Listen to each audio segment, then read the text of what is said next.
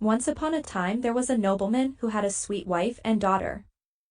But his wife died, and his second one was horrid. She had two daughters whose bad tempers had given them ugly faces. They were mean to their stepsister, Ella. She had to sweep the cinders from the grate, so they called her Cinderella. One day, the king's son sent out invitations to a grand ball at the palace. The ugly sisters spent ages deciding what to wear. And Cinderella had to help them get dressed and brush their hair. There was no question of Cinderella going to the ball in her rags. When the ugly sisters had left for the ball, Cinderella burst into tears. "How I wish I could go too," she cried. Suddenly, her fairy godmother appeared. "Don't cry, child," she said. "Of course you can go to the ball. But first we'll need a few bits and pieces." Well, Cinderella couldn't think how a pumpkin and some animals were going to get her to the ball, but she did as her godmother asked. Her fairy godmother waved her wand and whoosh! The pumpkin disappeared, and in its place stood a beautiful coach. Then she waved her wand again. The 6 little mice turned into a team of handsome carriage horses. The rat was soon a rather fat coachman, and the lizards became 6 footmen. So now Cinderella had a lovely coach to take her to the ball.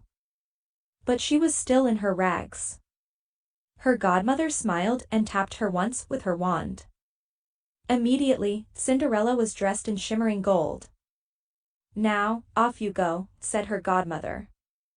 "But, remember, at midnight everything will go back to the way it was. So you must be home before then."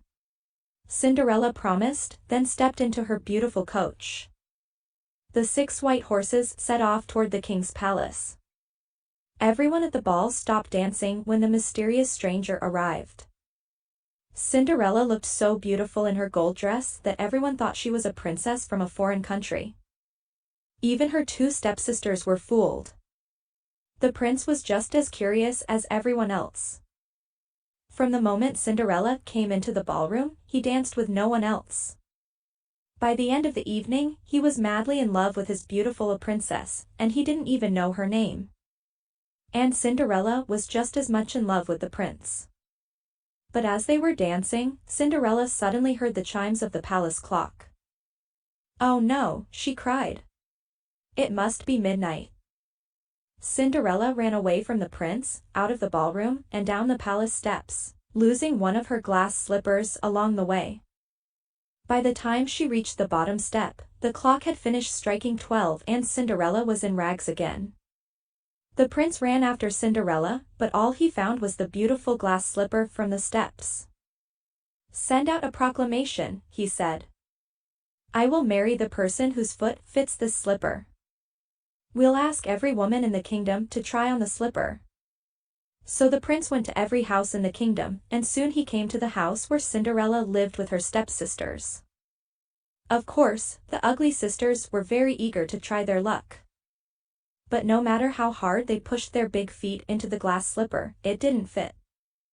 So Cinderella came forward to try on the slipper.